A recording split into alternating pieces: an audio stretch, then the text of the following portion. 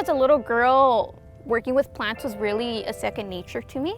My father's a horticulturalist, so I think from a very young age I was already immersed into the world of plants. And I never really thought I was going to end up in this field again until I got older and I learned about ecological restoration, and Los Angeles really needs restoration work.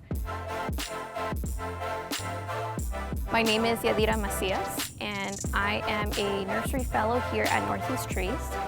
A lot of our efforts at Northeast Trees is to make sure that we're bringing back these green spaces to its natural ecology. Phytoremediation is the process of utilizing plants to help remediate the soil. One of the very commonly found contaminants in our soil is lead. And specifically here at Ascot Hills Park, we've realized that from some of the plots where we've been fortunate enough to plant, we have seen a decrease in the presence of lead.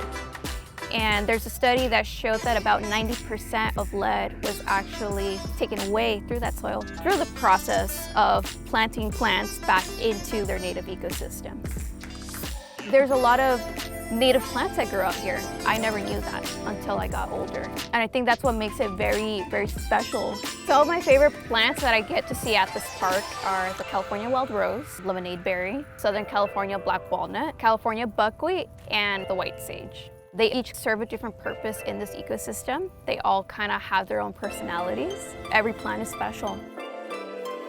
We work a lot here at the nursery by collecting hyperlocally. We collect from seeds or through cuttings. We bring it back to our nursery and then we grow it with our community, not just ourselves.